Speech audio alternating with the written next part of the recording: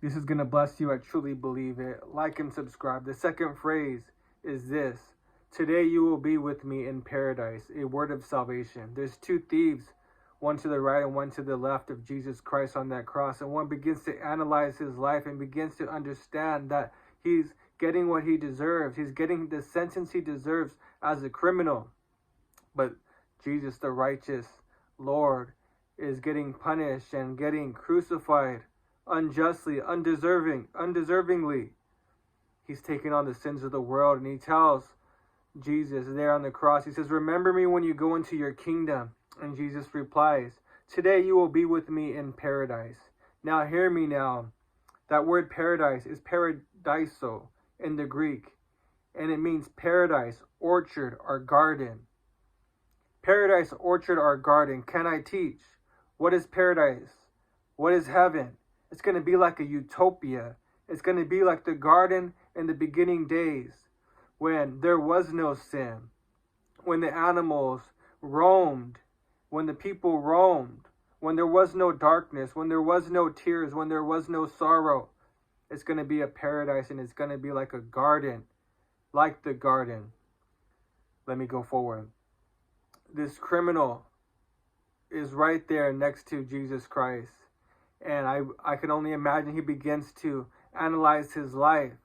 And he begins to see people there in the crowd also mocking them. And the picture that you see of Jesus with the little cloth covering him, that's not how it was.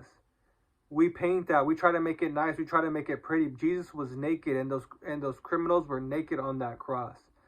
They were exposed, fully exposed with every part of them, exposed in front of the crowd as they're being mocked, as they're being ridiculed, as they're being yelled at, spit on. And there is Jesus taking on the sins of the world for you and I. And the criminal says, remember me.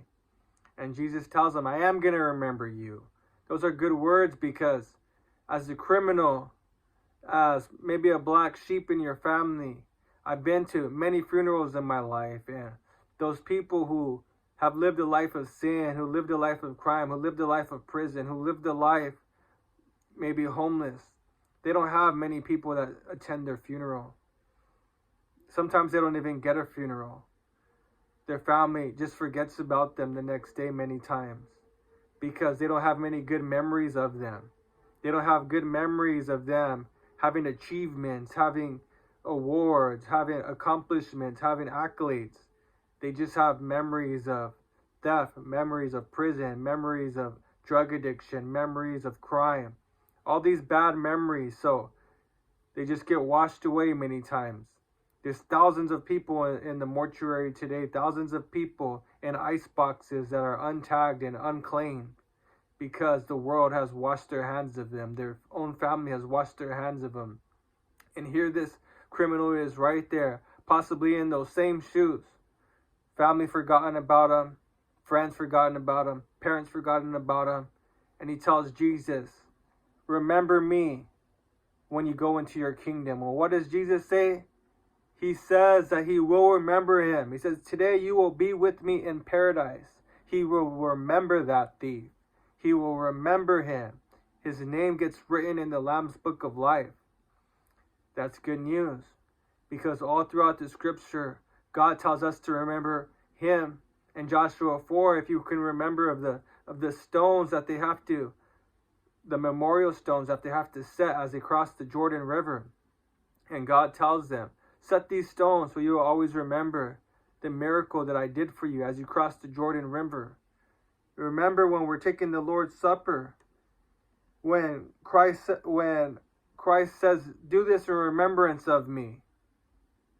Not only does God want us to remember what he done for us, but Christ remembers us. God remembers us. God has a memory of us, and he will never leave us. He will never forget us. When the world has washed their hands of us, when our family has washed their hands of us, when everybody has forgotten about us, God remembers. Always cry out to the Lord. He'll save you. He'll deliver you. And he'll be there for you. Some people, even in their richness, in their success, they're lonely. They don't let anybody get close to them. But God is there with you. And God will always be there with you. All you got to do is call upon Him. No matter what situation you are in your life, good, bad, or ugly, call unto the Lord and He will remember you. Remember, He knit you in your mother's womb.